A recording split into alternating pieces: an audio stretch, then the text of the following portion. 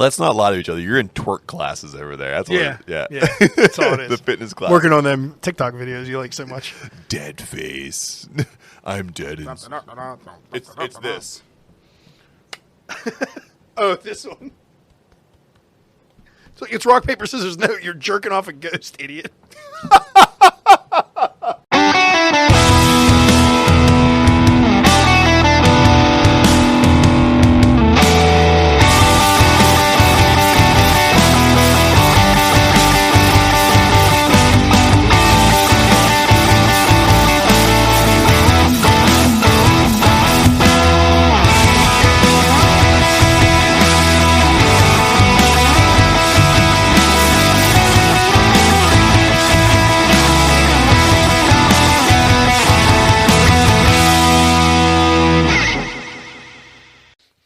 Welcome back to the Dwtb. You know who it is. It's Adam. It's Matt. We're decaying with the boys, and we release on time, unlike Bray Wyatt.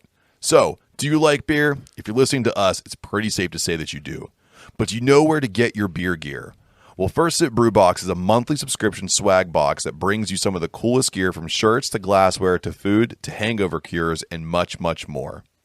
Right now, the team over at First Sip Brew Box is working on their first beer fest, Hops with Heroes, set to hit the Berg in November of 2021. You can stay up to date on that event and get more info on what First Sip has to offer by heading over to firstsipbrewbox.com and just tell them the boys sent you. So, Adam, how are you doing, sir? What's up? It's a great holiday today. It is a great holiday. National IPA Day. It's the best day! Get in. So, if you don't follow us at all and you're new to this whole shebang that we're putting on here, you should know that every time we feature beers, we're probably throwing in at least one IPA. So I think it's pretty safe to say in the Dwtb, the IPA is our favorite thing to drink. Yep. Yeah. So, Absolutely. So today is our day to celebrate all things IPA. But first, Adam, I have to tell you that I have a new thing that I like to watch on the internet, and it might intrigue you. So TikToks, all right? Not that cool. Not a big fan of TikToks. However, I'm a huge fan of girls that have deadpan face and do the dances. Because it looks like they're dying inside, like they're monetized to do the dance. But it's like they saw a ghost while they're doing it. Like I have a similar career. Just plug in, tune out, type. I hit the keyboard, but dead inside. Dead on my face, dead inside. I highly recommend that if you just if your Instagram, your TikTok, and just start sifting through, not to creep on women that are dancing. And if they start smiling at the beginning, that's not what I'm talking about. You want to go to the one where they're staring at the camera, and the first move they make, they don't change their face at all. And then from the neck down, full animation, neck up, dead. It's my favorite new thing to watch. I lose hours. It's like zombie strippers. Yes. There you go. Exactly. So we need to start cracking into some of these IPAs because Adam went on a road trip for me before I got over here. So, Adam, we have IPAs on National IPA Day. So tell the people what we're cracking. Yeah, so first up, a local one here to Pittsburgh. We have the Green Giant from East End Brewing. East End is at 147 Julius Street. That's over near Larimer on that side of the city. Over by the zoo, if you're familiar with Pittsburgh. And their hours right now are Tuesday through Friday, 5 to 10, Saturday, noon to 10, and they're open on Sundays now, noon to 6. Smart move on their part. Yeah. Gotta get some drinks on a Sunday. Absolutely, especially around Stellar season. So, yeah, let's crack this, and I'll tell you a little bit about the beer. Cool. So, while Adam's pouring that beer, if you want to find out what's going on with East End Brewing, all you have to do is search them out. East End Brewing on all social media, and their website is also available for review. So, they always have a rotating set of taps, and they usually get some guest breweries to be involved as well. So, if you want to find out what's going on over there again, it's East End Brewing on all social media. So, the Green Giant is a 7.2 single hopped IPA. It's all Citra hops. First wort and late addition hopping. Keep the bitterness down, but the hop flavor up where it belongs is the description on the website. So let's see how that plays on our tongues. It's a West Coast. It's a dark, like a caramely West Coast. See, it's got a little bit of a haze color to it, but I think it's just me settling down in the glass. The aroma is definitely West Coast. I'm looking at the intrigue on your face. What do you got? That's a Citra boy. That's delicious. I think that bitterness is pretty even throughout. I like it. Yeah. I mean, I've had my fair share of these boys. Yes. It just came. I think it's a seasonal. I think it's only out sometimes, some parts of the year. I was told it was out a few weeks ago, so I was happy to find some out on the shelves. I will say right now, I am getting that nice bit of maltiness in there a little bit too.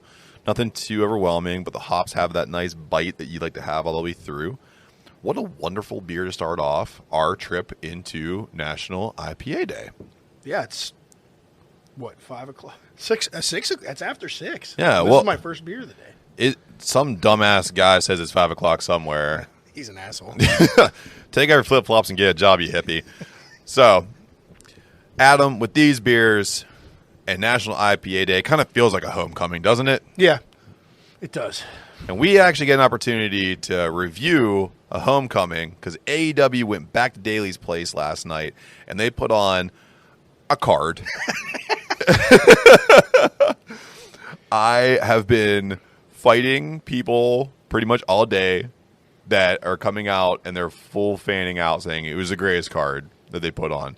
And I said, oh, you forgot about all the other cards that AEW ever put on. Yeah. This card was okay. And maybe all the matches on this card, because there were some excellent ones, but there were some... What the fuck? Yeah. There were some times where I was looking at what was happening on screen. I was like, hey, did you forget that this is supposed to be your homecoming? Yeah. So, speaking of that, we're looking at the Labors of Jericho. So, Chris Jericho is taking on Juventud Guerrera. Yeah, man. Which, we said this on the last episode. We said, dude, the juice looks great. And not going to take that. Yeah, and the juice is loose. And I tell you what, man, when he came out, still looking great. That was not a fabrication on social media. So, this singles match, being a Labor of Jericho, he has to perform a top rope maneuver in order to secure a pin. So, this match could not have started off any slower, clunkier, or I'm going to say bonkier. Clunky McChunkers, man. Yes. Like, looked terrible. There was a head scissors hurricanrana, and Jericho basically landed slow and flat as fuck and didn't jump at all, so Hoovy just landed back on top of him. My favorite part about that Hurricane Run, too, is like, it's almost like when you are told things in instructional sequences, like, okay, 1, do this, 2, do that. It was like, Juventud jumped off, Jericho caught him, then Juventud did the thing, and you see Jericho's like, oh, I should do a front flip. Mm-hmm. Huh. Let me take a big inhale before I do. Oh, my God. Yeah, Jericho just doesn't have the gas tank for this speed of match. And I would say Hoovy was probably a step behind from his prime. Mm-hmm. The problem is Jericho is like 3 steps behind. Yeah. And it was blatantly obvious in this match. Like, there was no hiding it for at least the first half, I would say. Yeah, it was a very slow... You can almost like kind of see that the juice was getting loose. He was kind of stretching it out. And I think that these matches have been very hard on Chris Jericho. Or this is him selling that, like being exhausted to get to MJF. No, he just is. I mean, you can write it into the story. Yeah. It's hiding a thing that's clearly there. But he looked really slow. He looked real. Yeah, he looked real slow. Yeah. There was my favorite botch of the match was the top rope to the Lion Tamer, where he fucking face planted and then was like, No, I didn't. I did fine. I didn't do that. Yeah, so he blocked a Hurricane Rana off the top from Hoovy and tried to smoothly maneuver it into Walls of Jericho Boston Crab finisher. And no, can I tell you where I actually popped right there? I was like, oh, if he can finish it like this, what a cool way to say I went from the top rope, because everyone's like, oh, the pin, and he gets a submission win here.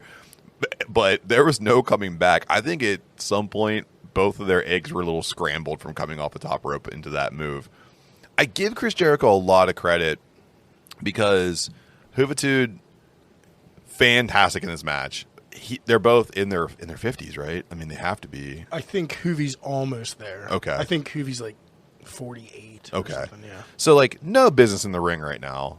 None. Both these guys should be kind of hanging out. But you could definitely see Guerrera has the speed advantage on Jericho.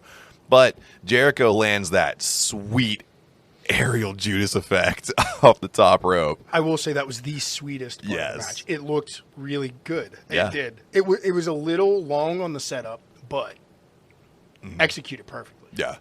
You could see him, he looked like a frog taking air, and his whole body was heaving as he was like, gotta get to the top rope. Okay, I'm up here. Gotta do a spin. And then he finally jumped off, hits it. Hoobitude, thank you, Juice, for selling it as well as you did. Took a pin in a wonderful comeback match for you. The fans popped the entire time, which is incredible. It's what you wanted. Getting through the third, that's the third labor, right? Third, the because... Ayatollah of cholesterol. Getting through his third labor. Yeah, because then fucking Load comes into the ring, and then we find out the fourth test of Jericho is Wardlow. So you had all these cool stipulation matches, and then all of a sudden it's like, you get to fucking wrestle Wardlow. Yeah, I wish Wardlow was first. Yeah. Although there's also confusion because when MJF was talking about it, it sounded like he was going to be the ref. Yeah. And now I saw on the card for next week, he's just going to be at ringside. So, like, I don't know what's going on. And then he's apparently the fifth labor, which I thought there was going to be one more. Yeah, and then MJF. Yeah. But I don't know. Maybe they'll fix it. I doubt Maybe it. they'll fix it in Pittsburgh. Well, there's a cool thing that we got an announcement on for Pittsburgh, Yes. and I'm very jealous that you're going to be there for Won't it. blow it yet. Yes. So, congratulations to Chris Jericho. You're carrying on with, I believe, to be your farewell. So you're going to go over to announcement because he's going to be the announcer over at Rampage. He sure is. Yeah. So is somebody else. Old fat fucking face mask Out McGee. of everybody from Dynamite, I have to get old fuckboy. Old lucha whore himself. Why in the hell is Paul White not doing it? I thought that's what you brought him on for. Elevation. They brought Henry in for this. Okay. So Henry's there, and there's a fourth guy too, right? Taz? Is Taz there? No. It's, oh God. I'll have to go back and look at this, but I think Taz is sticking to more of the in-ring stuff because they're doing that feud with Brian Cage. Okay. So I can't. There was a fourth guy, and it wasn't somebody that's on Dynamite. Is it Michael Cole? Only if he's there to push fucking Excalibur off the stage. See ya. So speaking of pushing people over the edge, the Daniel Garcia 2.0 talked a lot of shit on AEW before their trios debut, and they specifically called out Jon Moxley, Eddie Kingston, and Darby Allin. So let me just say this off the rip. This is a great trios match. I thought this was a very, very fun match. It progressed. No storylines. Nope. There was nothing about it. This was a fan service match. It was thrown together after the entrances. I kind of checked out except for a couple spots. I'm not very... I don't have much to say about this one. Okay. So then I'll help you out. Yeah. So realistically, what you're looking at here is you're looking at... I'm going to lovingly call them 2.0 because I'm not going to say the whole damn thing every time. So 2.0 taking on the trio of AEW stars. And the bright spot in this was Eddie Kingston. The way he sold everything in this match, the best thing that he did too, he took a huge chest chop and didn't move at all. Yeah. Then he laughed, threw the dude in the corner, and just went to town. Blistered the fuck out of him. I did see that part. I mean, I saw the match. I just don't have anything. I have like two parts that were really outstanding, and they were both, one was towards the end and one was after the end. So. I just want to know, did you just envision me and you at that one part of the match where Eddie Kingston's laying boots and Jon Mox on the outside going, you could do it faster, motherfucker. I just envision one of us taking one roll and the other one taking the other, like, stop him faster, Adam. Exactly. And then Darby Allin does what Darby Allin does. High flying. He's a gritty dude. He took some shots. But really, this was a fan service match. This really breaks 2.0 into AEW. I think they're going to be in the mix going forward. Plus, you got Rampage really expanding the roster. This is a good way to introduce them. And you're looking at probably one of the best paradigm shifts that Jon Moxley has ever delivered in a match. Yeah. So my favorite part was before that, and it was Darby Allin. So one of the 2.0 guys, I don't know who's who. I know their names, but I don't know which one it was. It was the little bit chubbier one with the bad hair.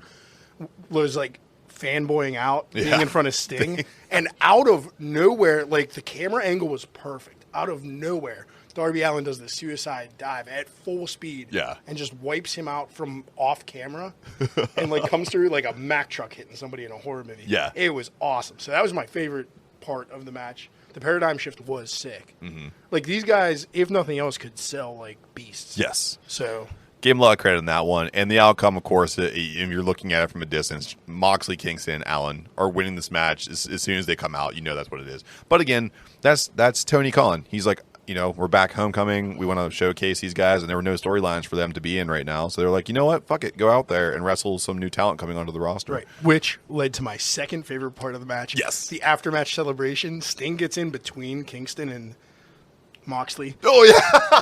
And Kingston is grinning like a kid at his first time at Chuck E. Cheese. Yeah. Like, can't even hide it. And Moxley was even smiling a little bit, like couldn't completely no-sell the happiness. Yeah. But Kingston's smile had me cracking up. You're missing the best part of this. Huge smile on his face, turns to the hard camera and goes, it's fucking Sting. He's pointing at it. This is fucking Sting. He is my dude. Yeah. It's the same thing I would do if I met Eddie Kingston. Yeah, absolutely. Which, if you don't think I'm trolling Pitt campus all week, waiting for these guys to get in, and grab a beer with them, like, you're wrong. Hell yeah, dude. Spent a lot of money this week. I tell you what, man. John Moxley coming over, everyone was kind of like, WWE guy coming over to AEW. I thought he did a great job in his introduction. And now I have fallen in love with the Moxley-Kingston relationship because I know it's kayfabe. I know it's kayfabe. But they're actually friends outside of this. But they have that kayfabe, we don't give a shit attitude that reminds me of like a better version of DX. They're just like, yes. we're gonna come out, we're gonna stomp shit out people, we're not intimidated by you, we'll take on anybody, we'll wrestle for titles on the first night, and then we'll wrestle upcoming talent on the second night. And we'll do whatever we want to do. It's the do whatever we want to do attitude of DX without all the dick jokes of DX. Like it's absolutely very, very nice. I like it, especially as a now mid-30s guy. Yes. Appreciate the less dick jokes from 40-year-old men. Well, just a hint too, the episode we're dropping after this one, we have to reference a lot of penises. So we want to make it known now we are mature enough to make tasteful dick jokes. Some things from the late 90s did not age well. No, not at all. Aged like fucking milk in a summer But sun. I guess I'll say it here since they're coming to Pittsburgh next week. Wednesday, I'm going to see a bluegrass concert, Billy Strings at Stage AE. Which wrestler that's not booked for Dynamite might show up to a bluegrass concert? You think Eddie Kingston's like a closeted bluegrass fan? He wears a lot of DMX shirts. I'm going to say right now, there's no way you're going to see Eddie Kingston at that concert, man. Eddie Kingston, I know you'll never listen to this episode, but if you are, Wednesday, if you're not booked on Dynamite, I'll buy you some shots, man. Yeah. I'll buy you all the shots. Dude, I wonder. I think Sting would show up to something like that. Yeah, but he's going to be booked. Oh, yeah. Well, I don't know, man. He'll Because be there with Darby. I don't know if Alan really has a storyline coming up. I mean, he's kind of like in limbo right now with the Ethan Page stuff. Yeah, I think that got put to rest. Yeah. With that big old coffin drop. Well, yeah, I didn't mean to get too much on a sidetrack No. there. But If you ran to Eddie Kingston at that concert, I would be super jealous, for sure. So moving into the next match here, we have Christian Cage with a side card of Jungle Boy and The Blade with a side card of Matt Hardy. This is a singles match that kind of came to fruition after the end of Fyter Fest Night 2, where The Blade KO'd Christian Cage with a brass knuckle beatdown. It was a match. it was a match. Yeah. It was a solid match. Mm-hmm. It just didn't seem to have stakes. And then as you get towards the end of the match and you listen to the commentary of the match, it was all kind of just a vehicle to get Christian Cage into the title picture. Yeah. So he's undefeated. I think he's now 6-0 or 7-0. Yeah. Looks like he's going to be taking on Kenny Omega in the what we all hoped was going to be the Adam Page spot. It was sad, because you could definitely tell. That's the one thing that AEW doesn't do a very good job of, and they're not like subtle about things. It's Christian Cage, he's undefeated. Oh man, wouldn't he look great with a title around his waist? And Yeah, I mean they do it, and it's not subtle, but they still don't treat their fans like idiots with the That's commentary true. like WWE does. So Yeah. I do appreciate that. Like, you do have to get the story line out there for people aren't watching every week, so I kind of understand it. It is annoying for people that do watch every week, but I get it from a new eyes on it point of view. Yeah, but for sure. it was a little transparent. It was. But I want to say one thing, because here's the thing. Christian Cage was going to win this match no matter what. But I want to throw this out there right now, and I want to say that if I had to pick an MVP right now of, like, the mid-card who's, like, really holding it down, I'd vote for the Blade right now. That dude's wrestling anybody, and he puts on a very, very solid show every time. He's very solid, Yeah. not botchy, does some incredible power moves, looks awesome, great. looks like a freaking killer. Yeah. He's doing what he needs to do right now because his partner, of course, our friend Andy Williams, who's over touring with Every Time I Die in the UK and over in Europe. So whenever they reunite, that's going to be a really cool match when they come back together. So at this point, we had a number one contenders match for the NWA World Women's Championship go on for number one contender for that belt. The winner of this will face Camille at the NWA Empower card, which is sold out. Awesome. All tickets sold. This is a women's only pay-per-view through NWA, and I just read this morning the whole thing sold out. Where are they? Did you see where they were doing it? I didn't. I forget what part of the country. I know we announced when they first announced it. We talked about it, but I want to feel like Mickey James talked about like Memphis or something like that. Makes sense. I was thinking Atlanta, somewhere in Georgia, probably somewhere in there. Yeah, or maybe like St. Louis-y. I think South, Midwest, somewhere in there. Yeah, kind of go back to the roots of it. Yeah, very cool. So this is where you see the Bunny take on Layla Hirsch, and you know from prior episodes that Layla Hirsch is one of my favorite up-and-coming female wrestlers. And the Bunny is one of mine. Yes. But not particularly for her in-ring work. No. She's as solid.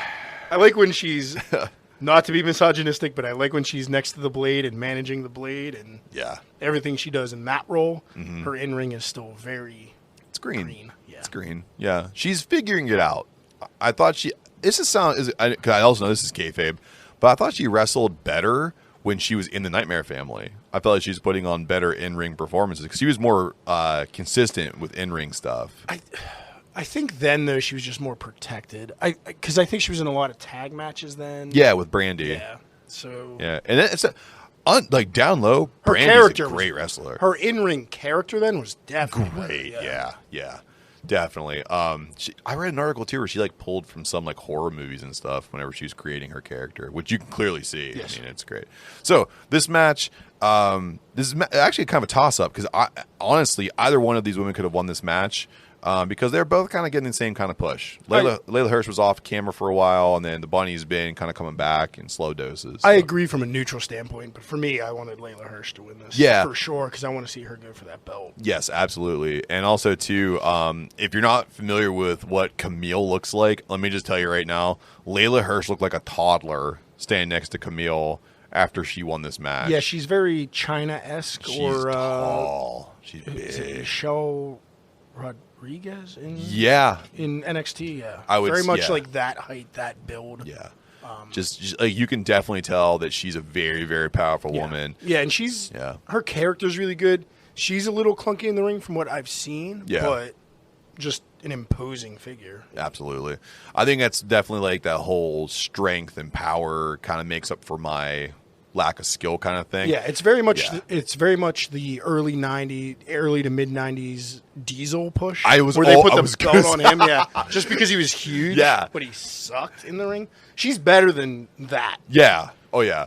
So I put on his leather glove and I just take titles.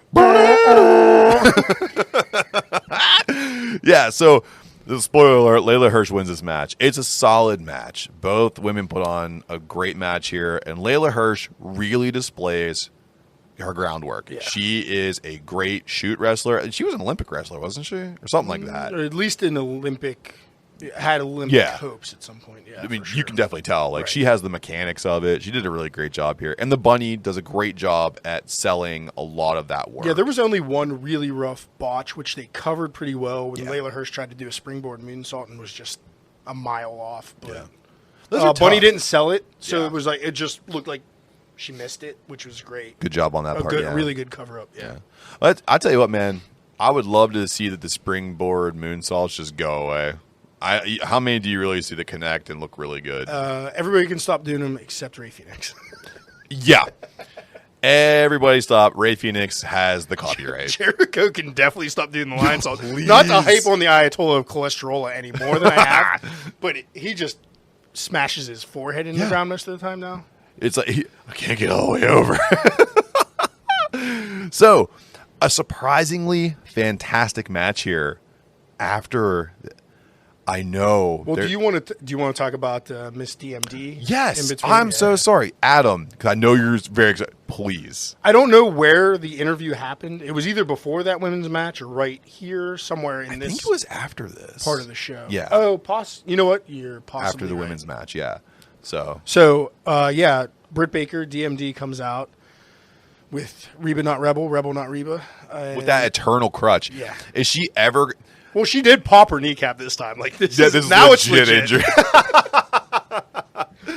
Just to come out and talk to Uncle Tony to get a little update and to kind of promote her being in Pittsburgh next week in front of the hometown crowd, and some music hits. And I'm not familiar with a lot of the wrestlers' music in Well, in AEW. Yeah. So I got really excited because I thought it was Ruby Soho coming out to challenge that in was Pittsburgh. really and I was like, cool. and it was Red Velvet, which awesome. great in-ring wrestler, Yeah. probably like very good for this role. Can I tell you real quick, though, save your butt here, because Red Velvet has changed her music twice. Okay. Yeah. Thank you. So it's very easy to not know what the fuck she's coming out to. Also, why'd they abandon her entry? Straight from your mama's kitchen. They stopped doing that. I think they'll do it when she comes out for an I actual hope match. so. I love that shit. So, long story short, they go back and forth a little bit, saying they're not the same wrestlers they were back in the day, because I think Red Velvet pinned Britt at some point when she was a face. Or the Other way. around. So Britt Baker defeated Red Velvet in 3 minutes on a dark match. There we go. Flattened her. Yeah. So this match got announced, the only match announced so far for Rampage Friday night here in Pittsburgh, the first Rampage ever. Yes. I believe it'll be a showcase for Britt, but a very solid match. And then I hope Ruby Soho runs out. Yes. Maybe she'll premiere in Pittsburgh. I don't know. They gotta have something big for the first episode. Yeah. But who knows what it'll be. Yeah. So there's our match for. Oh, and then after the promo, Reba Not Rebel jumps her with the crutch. Britt beats down Red Velvet, and It's great. It's commercial break. perfect spot for spot heel babyface promo, and Uncle Tony just like slowly gets out of the way. He's like, oh, maybe this is gonna happen, or maybe it won't. Like, and it definitely does. But the relationship between Britt Baker and Tony Schiavone is so odd to me. Oh, it's one of my favorite things to watch, to be honest. It's like watching your uncle. It's like watching your uncle at a family reunion talk to that one cousin of yours. They're like, hey, so you're really growing up right now. You're making it way creepier than it is. What else do you think I it think is? it's very heartfelt and and nice. He's trying to hold her hand. Chavonis. Chavon. Chavonis. So we move on to a very surprisingly good match here. My second favorite match of the night. Yes. Miro, the TNT champion, putting it on the line against big shotty Lee Johnson with a side card of Dustin Rhodes, which, and I die on this hill every time, Dustin Rhodes is one of my favorite wrestlers of all time. I love him. I love him. I love him. So seeing anytime he gets to come out and be a part of anything, it makes me happy, because it's like 5 decades of wrestling or some shit like that. And he's been doing it forever.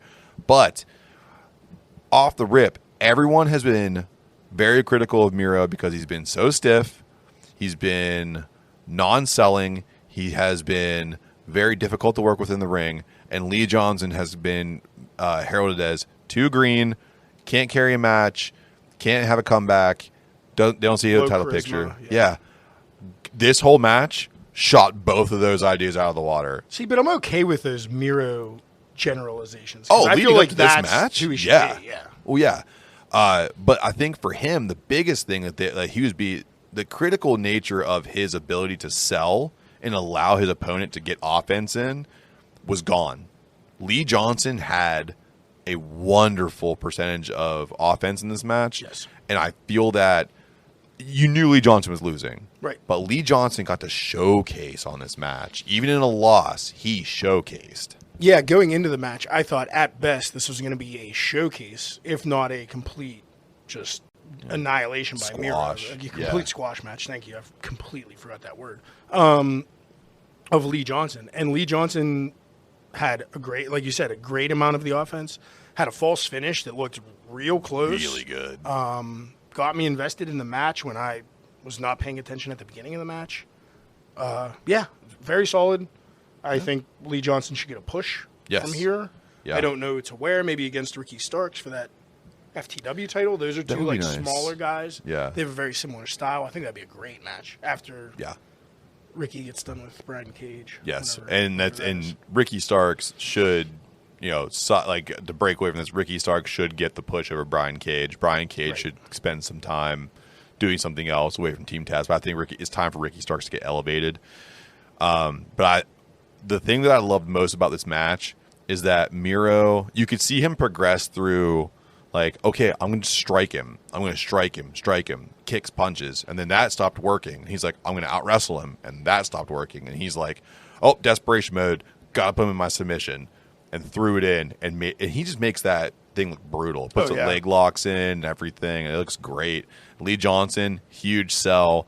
Lost that match like a fucking champ. I mean, you saw two guys go in there, and both of them came out winners. I mean, it was a great match. It's my match of the night.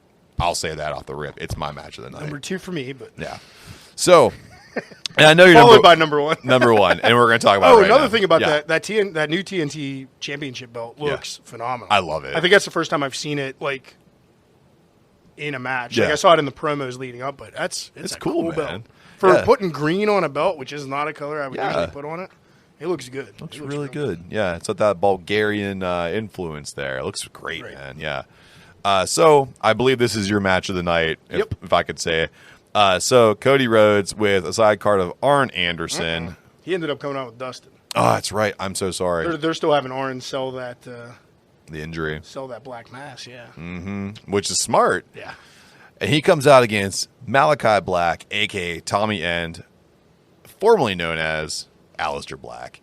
Whoever, Excalibur wants to say he is for this one. But Malachi Black and Cody Rhodes both had great entrances. It really set up what this match is. It's supposed to be the good guy versus the bad guy. Quintessential white force against the black mass. That Malachi Black entrance music so cool. And the headwear he had on, the mask and the headwear was sick. Was that I'm going to say the demon's name so wrong. Was it a playoff Baphomet? I'm saying that wrong. Baphomet. No. It's a different demon. It looked like the monster from The Ritual. I don't know if you've ever seen it. Yeah, oh yeah. Like that. Love beast. that movie. Yeah, it looked a lot like it is. That creature. Okay. Thank you. I'm sure it's some sort of Norse demon or something. He's very big into the Dutch Destroyer. Yeah. Into that. And it was like some Norwegian goth black metal music. It was perfect. Sick. So cool. Again, this is what you get when you take the lid off an artist. Malachi Black, Tommy End, whatever you want to call him, whatever, fuck you, Excalibur. This is what happens when you take the lid off of an artist and you say, do whatever you want to do, just stay close to your character. And he's like, gotcha. Comes out, sets a tone, puts chills up and down my arms, and then the match was great.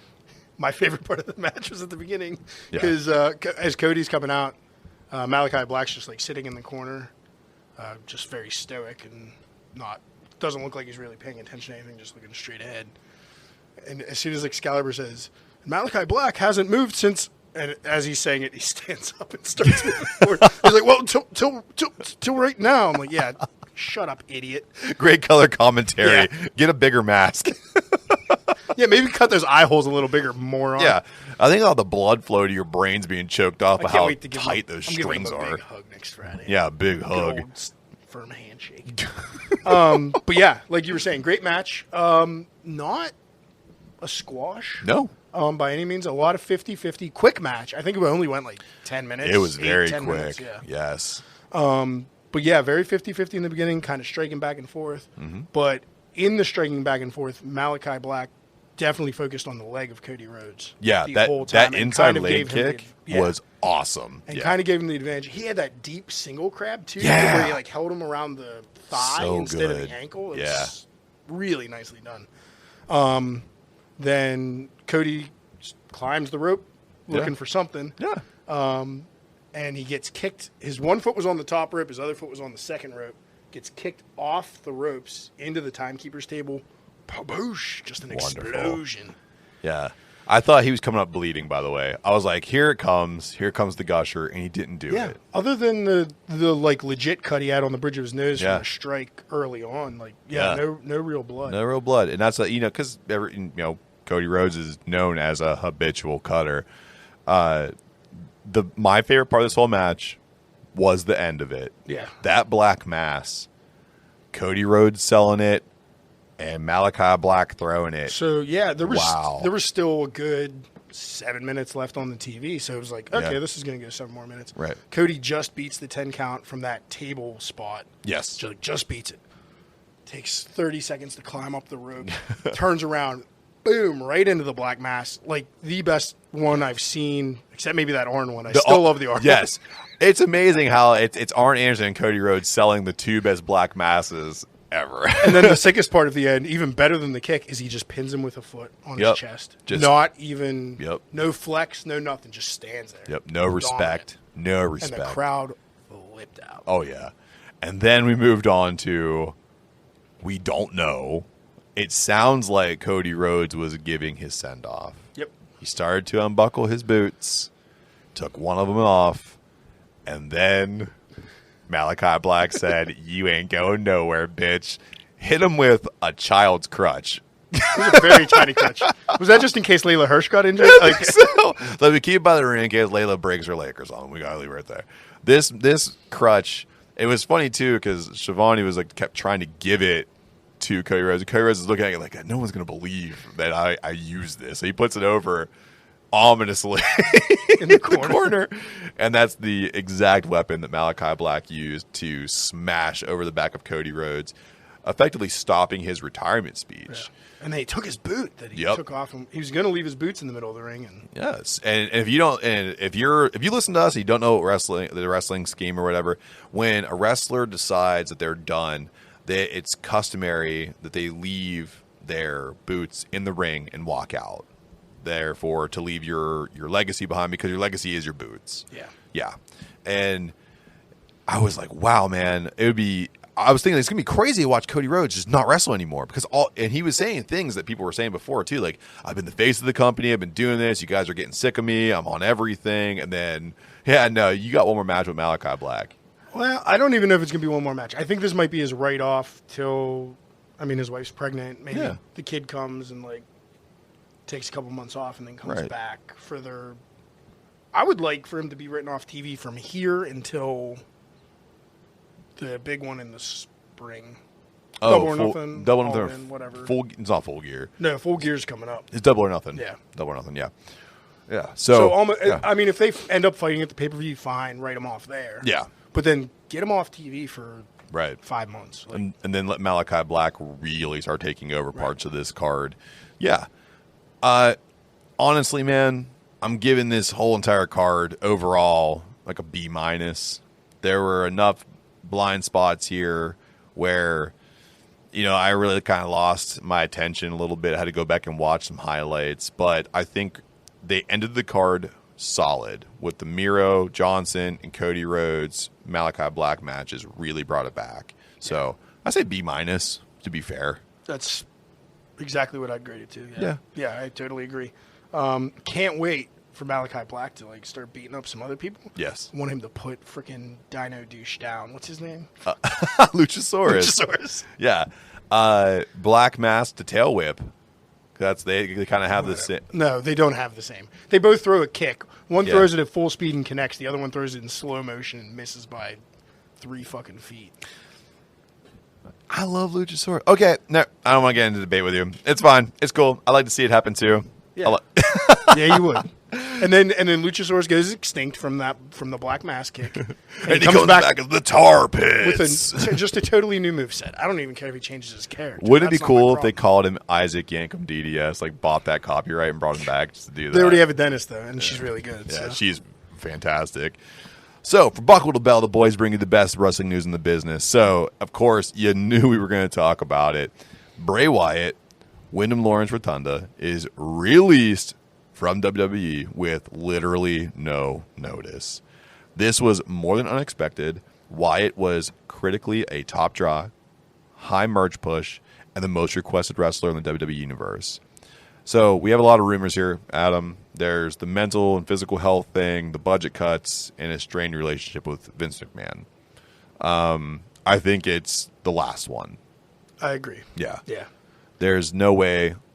You could tell that he was getting frustrated with his character being misused. And in the back, everyone would say he's very humble. He wasn't allowing it to take him over. And I think you start to compile the losses leading up to that loss at WrestleMania and then holding him off TV for as long as you do.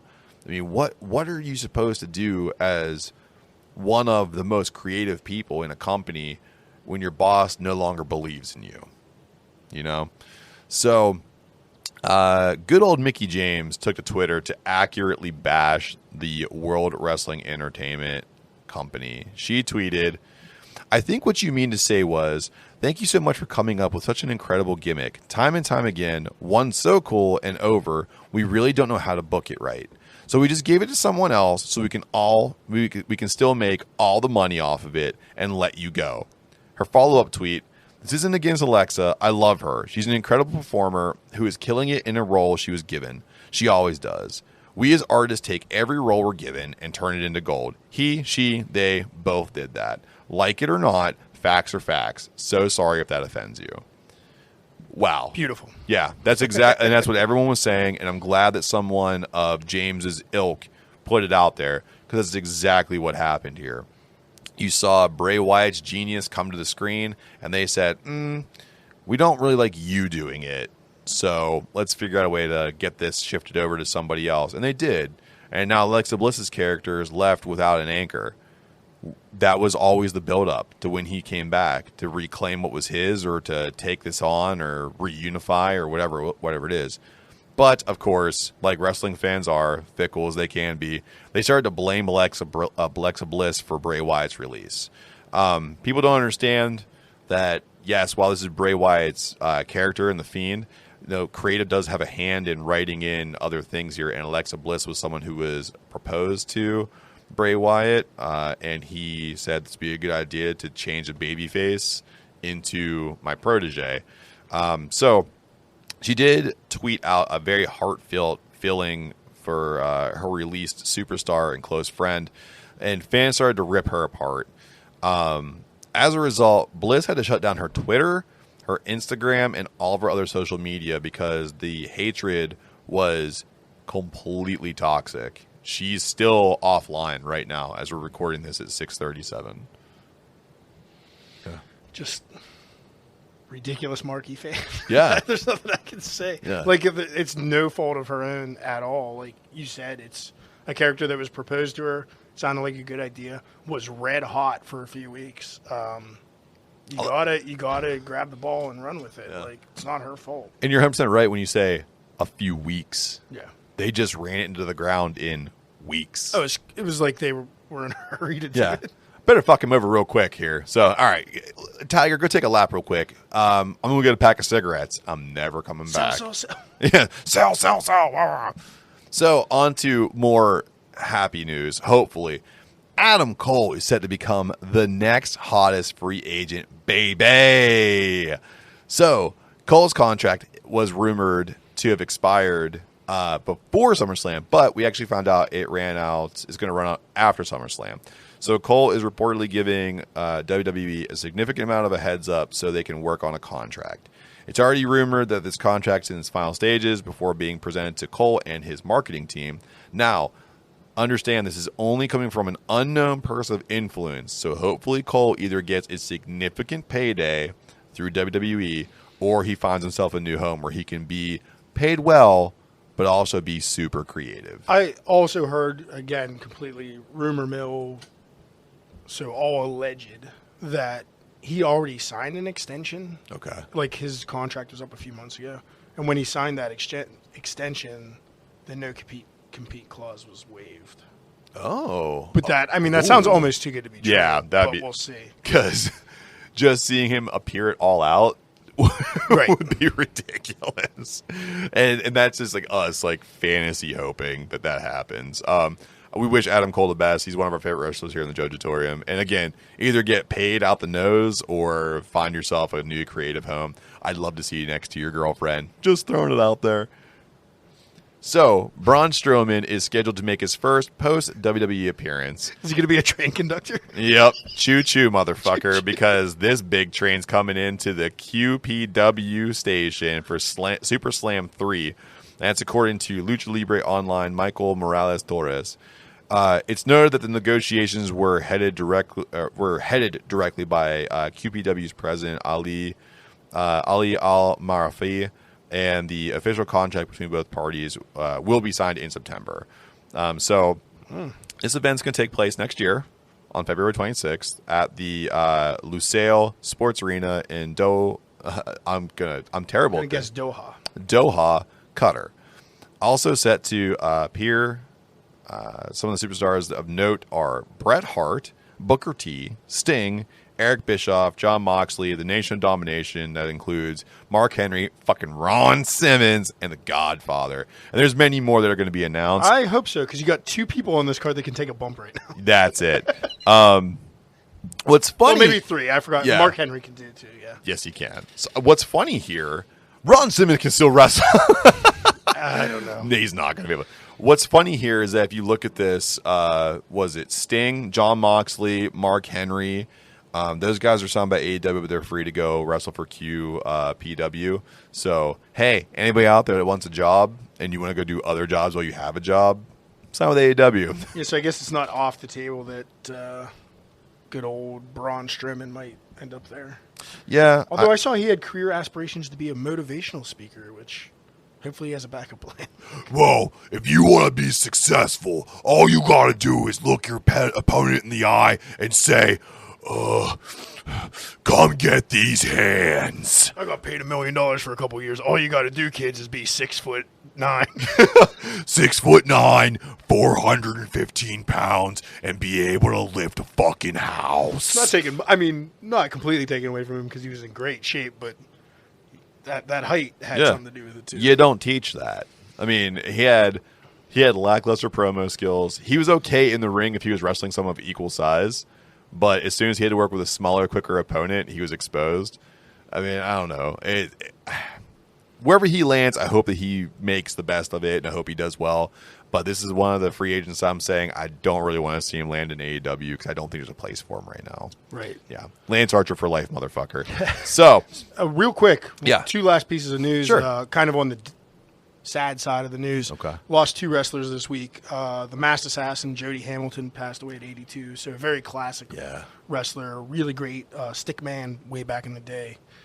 I've been seeing a ton because it was before my time. Yeah. But a good dude. And then Beautiful Bobby Eaton, I think, just passed away this morning. So 2 guys, rest in power. Bad week for wrestling. Yeah. A lot of down news this week. Yes.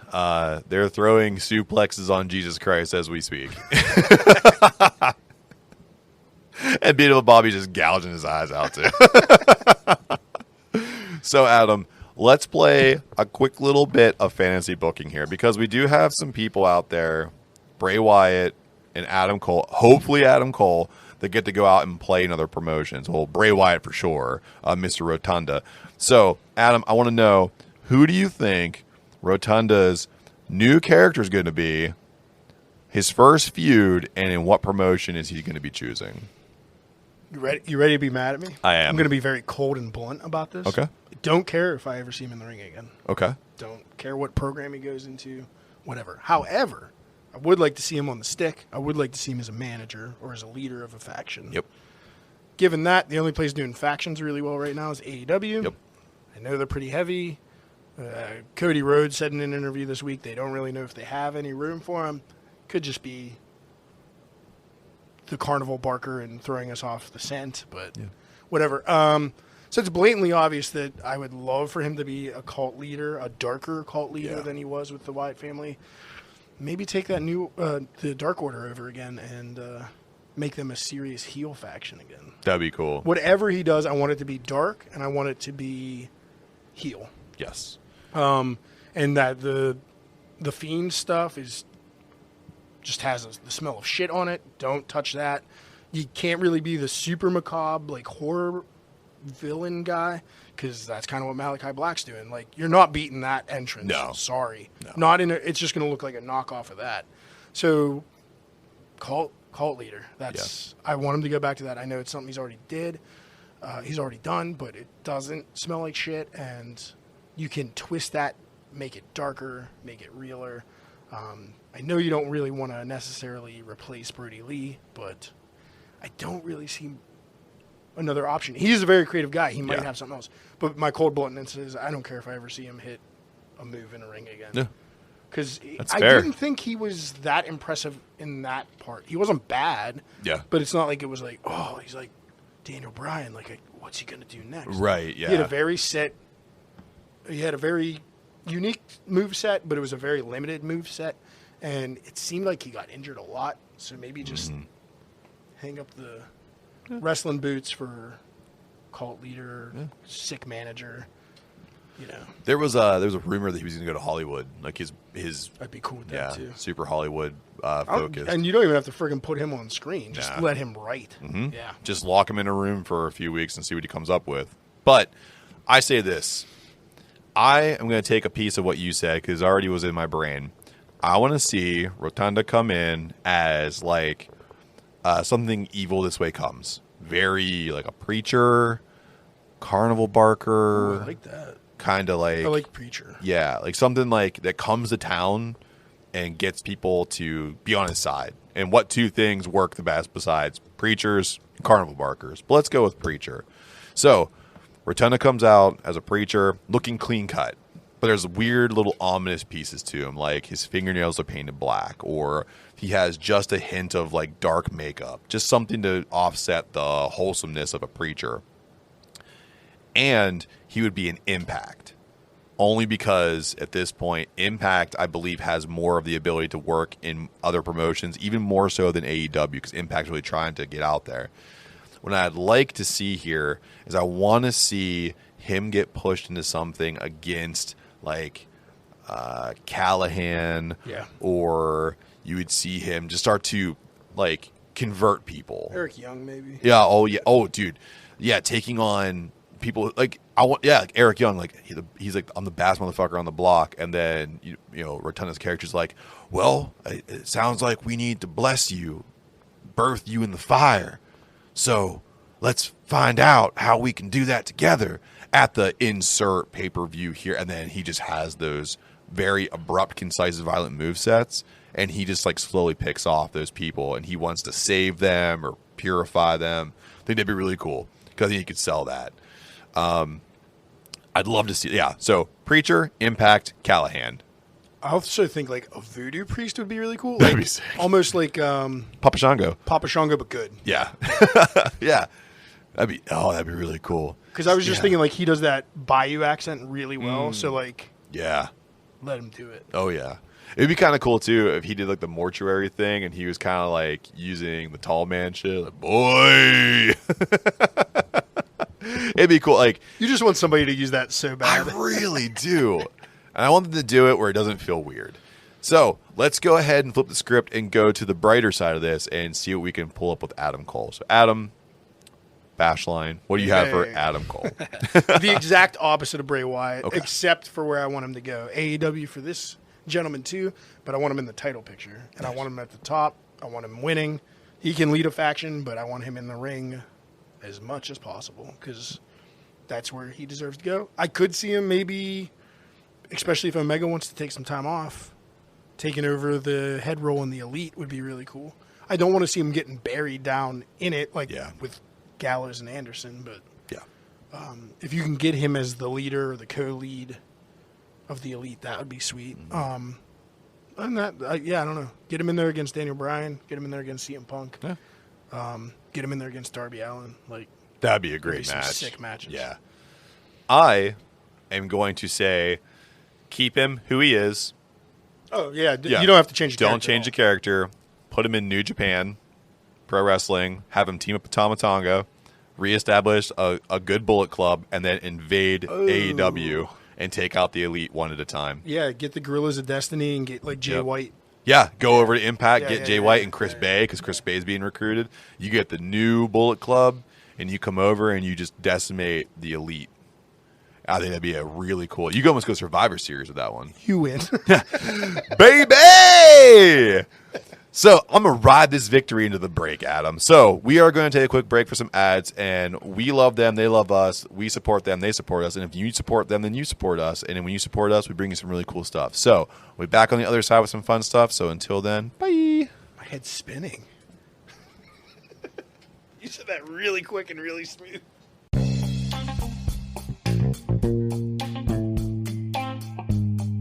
I know what you're thinking right now.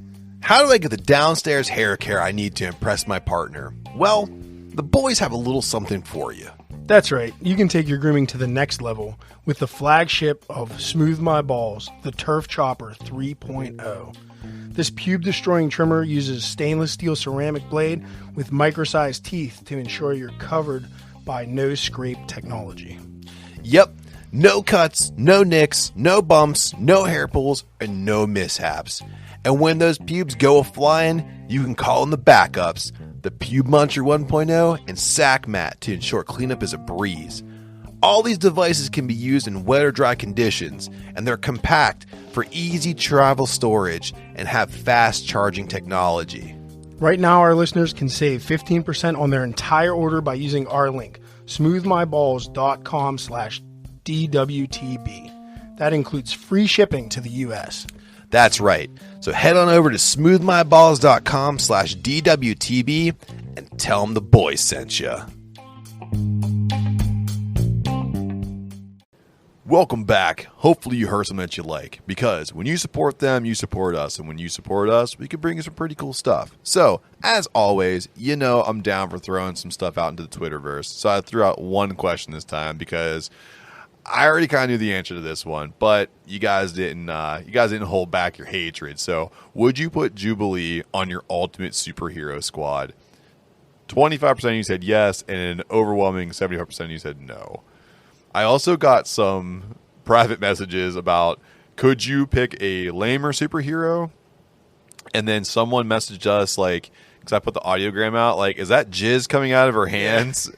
So I responded to that. And then the same person asked if she was a part of Captain Planet's little tree huggers. And I was like, nope. Actually part of the X-Men, which is why I hate her. Hurt! She ruined my favorites.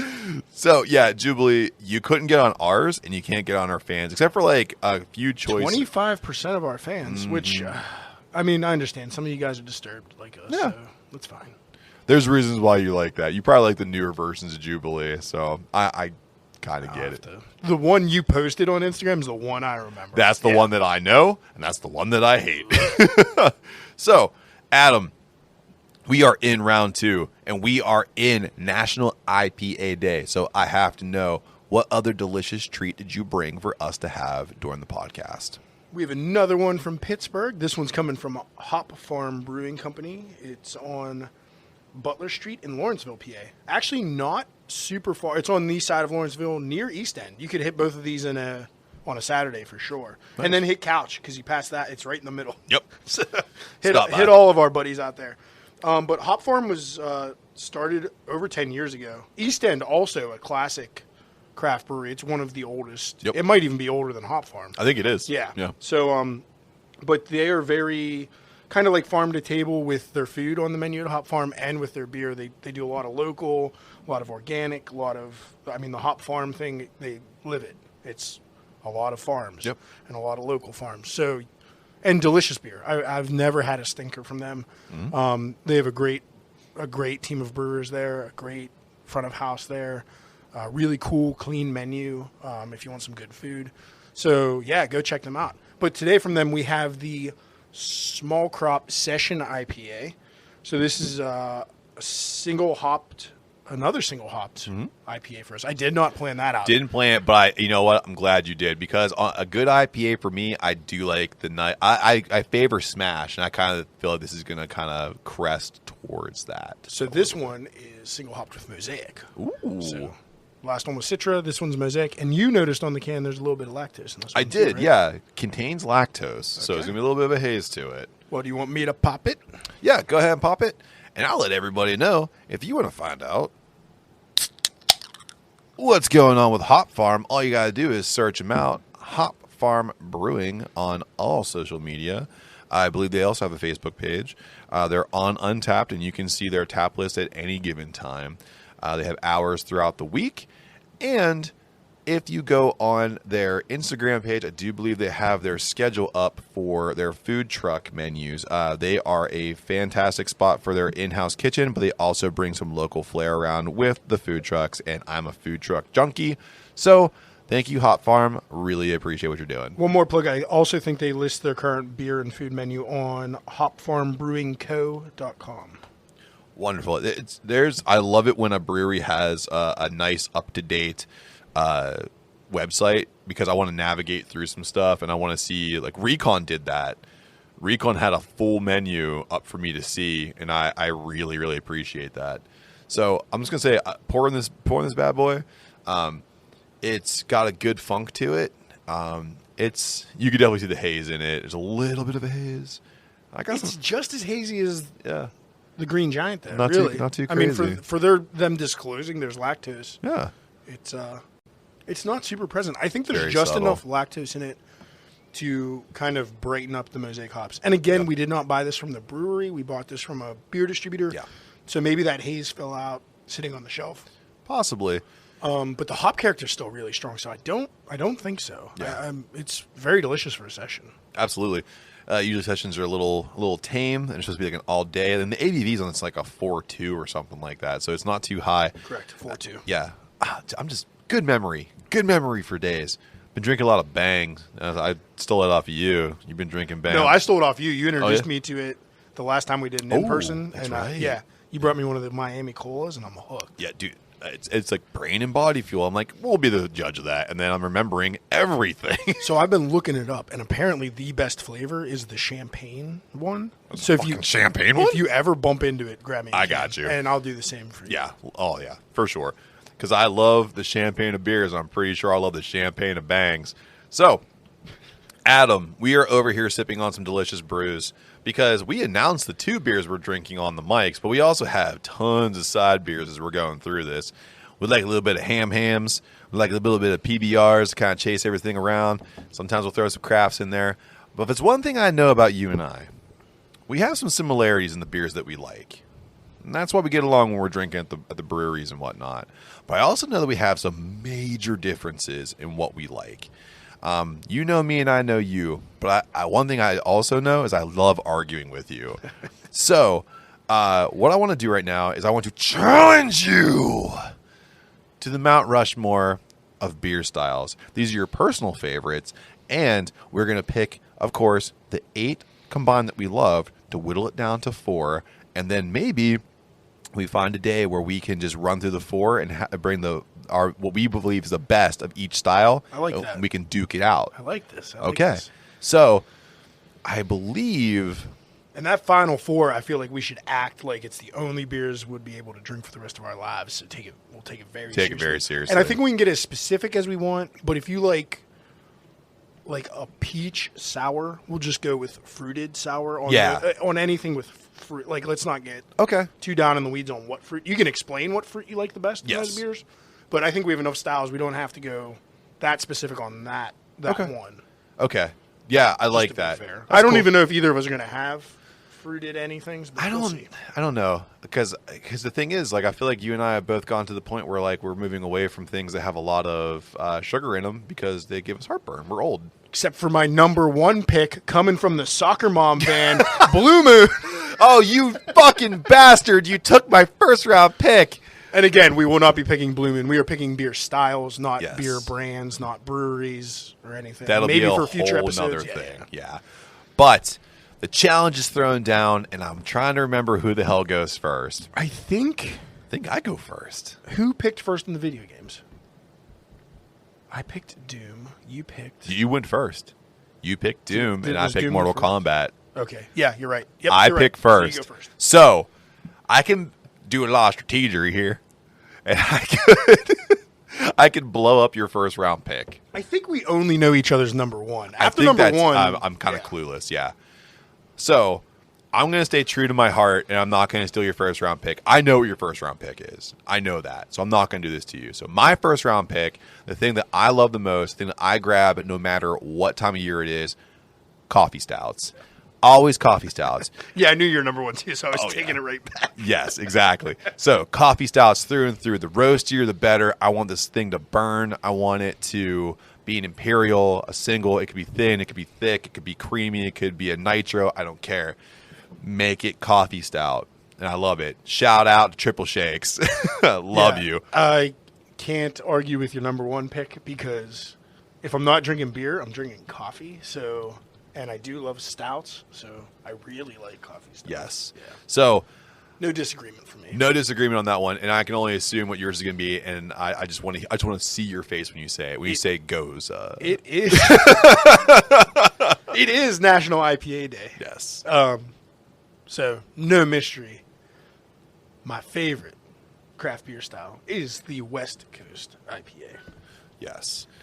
If it's anything I Want know to take about those you. hazies, go ahead. Yes. West Coast is my go-to.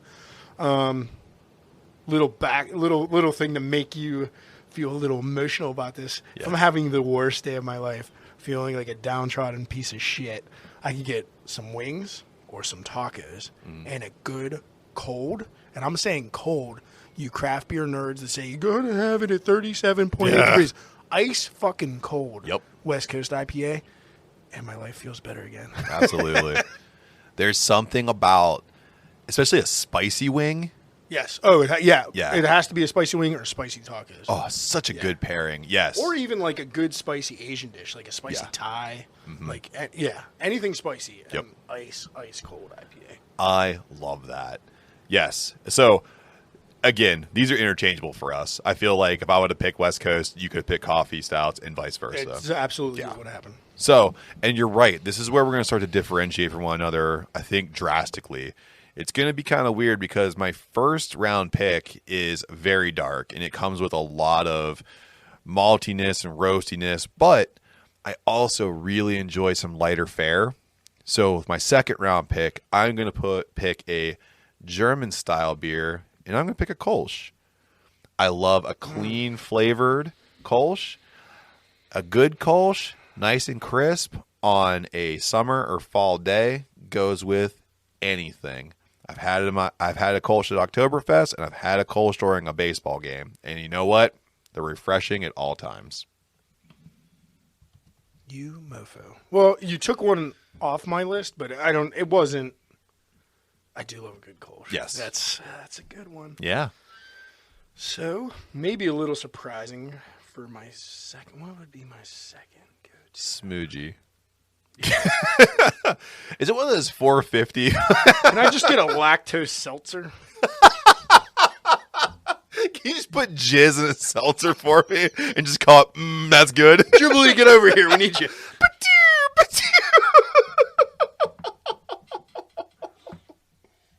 Holy shit. Okay, I would say my second favorite beer style. It's a really weird one. That's okay. But every time it's on a menu somewhere, I get it. Yeah. Go with an English special bitter. Wow. Yeah. So kind of dark in the malt, Yeah. but light in the body usually. Still a bitter boy. I like my bitters. Yes. Yeah, I gotta go with. Nothing wrong with that, man. Especially when it's done right and it has a bitey bitter. Yes. To separate those words as best as I can with some enunciation. A bitey bitter is what I want. I kind of want to attack my taste buds on the first two sips, and then You don't see ESBs a lot, but two of the breweries I frequent a lot. One, because they're good. Two, because they're close to my house. 412 and Abjuration both put out killer ESBs this year. the Abjuration ESB is a knockout. They do it exactly how I want it to be done. Yeah, huge shout out to Abjuration for your ESB game. It is on point. So, On to round three. Round 3. Now, I think I'm going to start clapping back at you here. you're going to find some clap back here, but only after I decide to shut the door on you, because I like to go with a classic brew. Something that most breweries try to do well, but only some can do the right way. And when it's done right, it's amazing. When it's done wrong, it's bullshit. A classic brown ale. Wow. Did Yes. not see that coming. I like the maltiness, the caramel, I like a lower ABV, a little thin, but I want that thing to have that maltiness to it. I like caramel notes, and I just like it because it's a seasonal thing, kinda, but it kind of goes back to I like the coffee stouts because of the roastiness, and I enjoy the brown ales because of the maltiness. Yeah, they kind of, some of them come off chocolatey or Yes. hazelnutty almost. And they can have, if you want them adjuncty, you can get them adjuncty. If you want them classic brown, you get them classic brown. But it's high risk, high reward. For sure. 'Cause- You're right. yes. Few people do them Correctly. And the ones that, there's 2 that pop to mind. I know we're not playing favorite breweries or anything. But there's a local one that does a great one, Yeah. and there's a widely distributed one. Bells? That's US. No. Bells isn't Yes. bad, though. But I'm thinking of Cigar City Maduro. Oh, yeah, dude. That's amazing. Yeah. Yeah. And then the local is Helltown, Mischievous Brown. Oh, the Mischievous Brown's a fantastic one. Yeah, I was going to say, I'm so amazed by that Cigar City can have a massively distributed brown ale that's consistently good. That's a hard thing to do. And I like theirs because, I mean, I'm more of a stout fan. Like, so if there's a brown ale on the menu and a stout, I'm just going to get the stout typically at any place. Right. The Maduro is nice because it's got a really thick body to it, but low ABV, like I think 5%, Which is So perfect. Yeah. It's kind of nice after I've had too many stouts. Like, Exactly. You can like downshift a little bit and work your way back to like some sessions or something if you wanted little to. bit. Yeah, a little Yeah. bit. So Adam, what you got, man? Where's your So, clap back? This is gonna be a weird one, and you might have some follow-up questions for me about Possibly. it because it's not something I would think you would expect. Okay.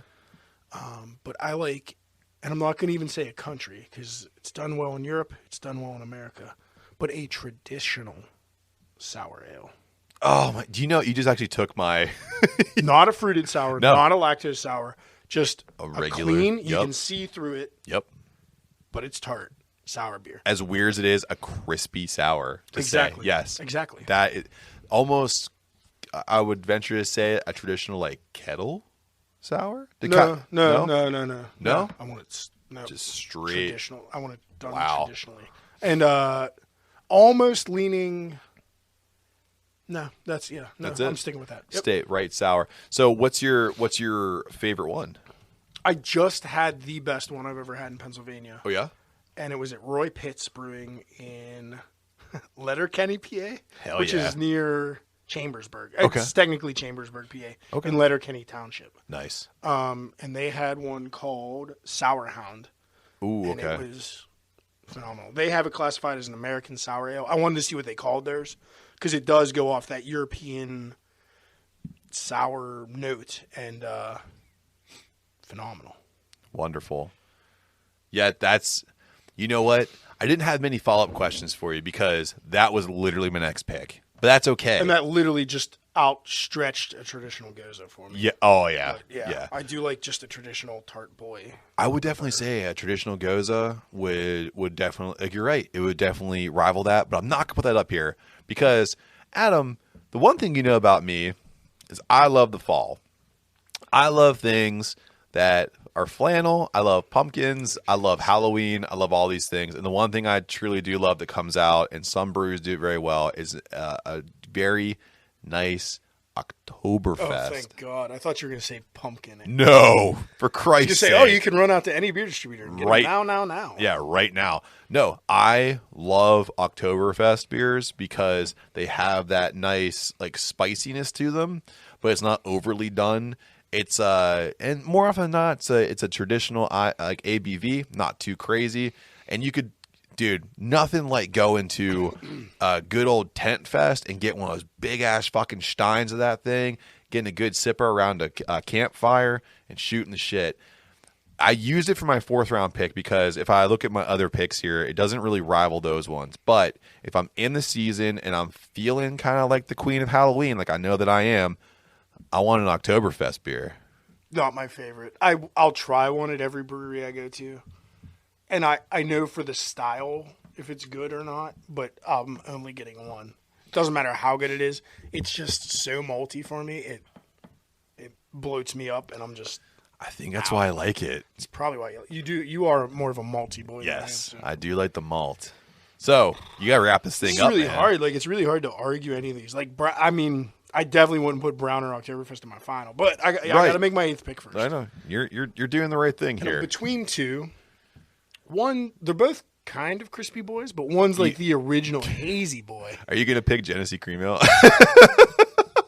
That's one of them.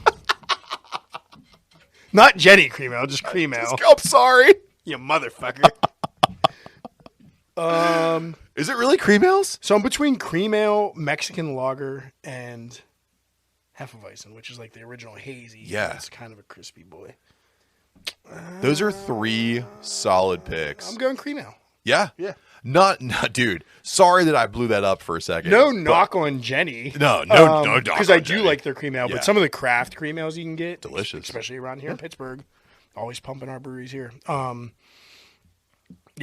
I like a cream ale. Good cream ale, man. It's right behind a Kolsch. Like you Yep. already took Kolsch, which is probably just edging out my number 1. But Yeah, I would say too, with a cream ale, you have the availability to get a slight bit adjuncty with it. So if you want, like we did one, we conditioned it with Twinkies. yes, So you can play with it a little more, which makes it a little more versatile. yeah, because it's already got.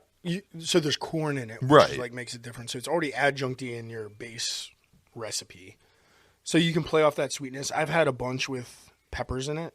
Oh yeah, Which is good. Like a jalapeno cream ale is excellent. Lincoln Avenue, looking at you. yeah. Congratulations on 2 years, by the way. But again, a lot of breweries around here, when they throw a cream ale out, it's good. Yeah. I mean, I think I've had one from everybody that's put one out and never disappointed. I would say one of the very first ones I had around my area, Connie Creek, has a great cream ale. The Yes. CCSL. Yes, they do. Yep, fantastic. So sorry to blow up your 8th. I almost took your 1st round pick, and I blew up your 8th round pick. So that's Talking shit on my that's 8th what I round. do right now. That's what I'm doing. So Adam, we have some delicious beer styles on the board here, and we're picking for a future episode here where we're going to go head to head on these styles. And you're right. We got to pick these things like we're lost at sea and we only get cases of this shit delivered to us to survive. So, Adam, because I took responsibility for my actions and said I stole and ruined your 4th round pick, I'm going to give you an uncontested number 1. Oh, uncontested. Uncontested. I should just throw the cream ale in there now. You can do whatever you want. Uncontested. Uncontested. See, my thing is if I'm going to try to bring the best of the best to a future episode, ESBs are really hard to find. It is. So are traditional sours. Uh-huh. Shit. We might have to go into some Tavor shit. I mean, I got to think about it. So throw my West Coast in there. Okay. Number 1. So, West Coast IPAs take the... Not that if I put it in the 3rd spot, I don't think you'd argue against Not it. at all. I don't really Yeah. know what else to argue up. So, of course, I'm going to go coffee stouts with my first selection because the beautiful thing about coffee stouts, they're always in abundance. You can get them from different places, and I have my favorite. I have 2 of them in my beer fridge right now. And when I bring the triple shakes to this podcast, you better be bringing some fire. So wait, so we're each bringing one of the best of the style? Yeah, man, we're going. I got one in my fridge for the coffee stouts. We're going head to head. I got man. a coffee stout for you, motherfucker. I'm not arguing with that because I think I can take that round. We're gonna fight it out, man. We'll see what happens. So, what you got, man? Oh, it's gonna be so hard to find a traditional sour in the city for both of us. Yes, very much so. Oh, I love them so much. I should have got cans of that when I was out in Chambersburg. Oh, fuck. I can't think of anybody that does a traditional sour in the city. No, I haven't seen one. ESBs are. It's getting to that season, but it's not quite Yes. ESB season either. It's more like late fall, winter. We're getting into that time of the year, though, to like that September, mid-September, where all these styles will be in play. Fuck it. I'm going to try to find a really good one, and I want to see what you pull out of your ass. Traditional sour is my God. vote for number 3. Cream ale's actually, cream ale might be hard to find by the time we get around to it, too. Yeah, man. That's more of a summer It certainly is. beer. So, I got to figure out what to do here. So, I do have an idea for traditional sour. I don't know if the brewery I'm thinking of will have any. okay. Oh, man. So, I think by the time we do this, we're going to be into spooky season. Yeah, I don't think you'll have trouble finding one of your style. Well, Yeah. 2 of your styles. Kolsch might be a little. Kolsch is tough. And here's the thing. Not saying it shouldn't be on the No. freaking Final Mount Rushmore because I fucking. It's love amazing. Shout out to New Country, by the way. That's my favorite one. I love New Country. North Country. I'm sorry. Okay. Hear me out, because I believe this one is difficult only in approach. Brown ale. I already showed my hand with which one. I know. I'm bringing. I know, and that's because I don't know where I'm going to find an ESB, and there's no way I'm going to find a Kolsch that's been canned freshly. Cream ales could still be in play. I feel bad on this Mount Rushmore. I would say all 8 make our Mount Rushmore, but now we're power playing for a future episode. We are. We really are. I'm trying to. I like that though. Yeah. Yeah, I like that. Let's do brown ales then. Yeah? I almost think we should just agree to bring the 2 to the table and sip them Yeah. blind. Yes. Do we agree those are like the 2 best on each of our lists? Absolutely. So one of just so we don't both bring The same. Helltown. Yeah. So Some one of us will gets find Cigar some in the City, drawer. someone gets Helltown. Okay. Yeah, let's do that. We'll rock paper scissors for who brings what on that round. Okay. Yeah. All right, man. So we went through our 8 here. So hear us out on this one. Everything we picked here are bangers. And right now, you can run out and get, I think, almost all of these except for Oktoberfest right now. Completely disagree with brown ale taking over a lot of these, but Of course. I'm the same way, because I'd love to see Kolsch's on here. the only one brown ale actually beats out for me on the list. Not talking shit, but it beats Oktoberfest. It does. Which is why I ranked it higher. Or Marzen, if you're That's a Marzen, whatever you want to say. you traditionalists that are serving it at 37.8 degrees. It's got sticks in it. Drink up, pussy. So, so we went from coffee styles, West Coast IPAs, Kolsch's, ESBs, brown ales, traditional sours, Oktoberfest, cream ales, and we whittled it down to West Coast IPAs, coffee stouts, traditional sours, and wrapping it up here, not because it's the best on the list, but it's the best for a showdown, brown ales. And Adam, I challenge you to a future episode of each one of these beers where we bring in our favorites and we blind taste them. Sounds good to me. All right, fantastic. So we always put it out to our listeners. We ask you for your questions, comments, and whatevs in your emails. So you guys fired out some pretty cool questions for us. So we're going to knock these out real quick and see what we can bring to your attention. So I kind of dropped them before, name dropped them, so kind of gave it away. But do you guys use any beer shipping like Tavor, and is it worth it? Yeah, I used Tavor, and my rights got taken away from me by my wife. So now she uses the Tavor because I was ordering incessantly. But I have nothing bad to say about them. Love what they're doing. I think they package well and have a great selection on that website. My only tip, if you're going to use Tavor, is it's flat rate shipping, no matter how much comes in your crate. And they have like predetermined shipping dates for you, but you can always push them back. So what we always do is we get any any high ABV stout or dark beer that'll cellar well. You can order it anytime. But if you think you're going to extend into a large order for the shipping purposes, I would save, unless you really want it, I would save like your hoppies and your sours and those things that should be drank fresh. Save those till right before you're going to close your crate. Yeah. Just a little pro tip or a hack, as you will. Yeah, I agree with that. Yeah, love it. Yeah, and the cool thing too here is in the Judgeatorium, when we're doing this, I get to actually face your aging rack. Yeah. It's right in eyesight with me, and it's almost like I'm a ravenous animal when I look at it. I almost can't pay attention to you because I'm looking over there. There's some mistakes on the show. Yeah, there are a couple mistakes, but there's some bangers over there. So yeah, Tavour is on my list, but I also use Craft Beer Kings because they're very heavy California, and that's where I get like beer zombies and stuff like that. So nice. And I do the same thing, but for them, they do this thing where you can buy 4-packs, so the cost goes up a little bit because you can't do individual cans. You have to buy it in 4s or 2s. So that gets a little pricey. And also, too, you kind of have to roll the dice on whether or not you're going to like it.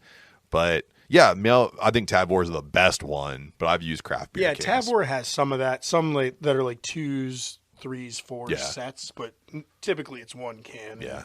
You can buy up to 6 Yeah. of the typical offerings. There's There's always some special stuff on there. But I was going to say, too, Adam, so for a while there, you've been grabbing beers from the Mix and Match down in Washington. yes. And I'm happy to say this. My little Allegheny beverage has followed suit. There is a Mix and Match cold can case as soon as you walk in, and it has everything from Hitchhiker to Helltown and everything in between. So I'm very excited to see that kind of stuff happen. That way I won't have to worry about Tavour as much anymore because Allegheny Beverage is really good at bringing in stuff from all over the place. So Especially like in our busy season now, Yeah. like the beer distributors that can bring in really local stuff and you can do that mix and match. It's like, thank you. It's 'Cause gold, man. I'm not getting out to every brewery I want to right Yeah. now at all. Like not even getting close. And also, too, I don't mean to be disingenuous about this, but I can't have a 4-pack of your 8.4% Imperial Sour fucking lemon heads. Like I don't want 4 of them. But I do want one. I want to see it. I want one. I don't want 4. So, speaking of wanting some shit, how about a fast food showdown, Adam? Best chicken sandwich right now. Go. Popeyes, spicy chicken sandwich. Burger King, chicken, spicy. Burger King. The new one. Oh, the new one? I haven't Chick tried it King. yet. I haven't tried it yet. It's so a- I'm not going to talk crap. It's a big boy. When they used to put it on like the ridiculous looking hoagie buns and it was like oh my god, it was the worst. It was chicken sandwich terrible. I've ever had. They So put the new one's mayonnaise pretty on good, it. huh? Yeah, I love it, yeah. Okay. It's really good. If you're in a pinch and you really want a fried chicken Sammy, it's really good. Honorable mention, of course, too, is the Uncle Jamie Sammy down at Gecko. Yeah, limited time only, so Yeah. go get them. Yeah. Hopefully it's still going now. while Definitely we're the talking best about and it. the healthiest. Yeah, It's the best grilled option. I've ever Absolutely, had, yeah. for sure. And that IPA sauce is the shit. Oh, of course. So, Adam, if Jake Paul wins against Woodley, does he get to fight McGregor? No. No? Nope. Nope. I want Woodley to beat him near death. Yeah. Make him hate his life. Yeah. Then Jake. Oh no, he is Jake. Had a couple beers, folks. Yeah. Logan Paul takes him out to that suicide forest he likes to film in all the time. Oh, yeah. And find a nice sturdy tree and bye-bye, Jake Paul. Nobody film it.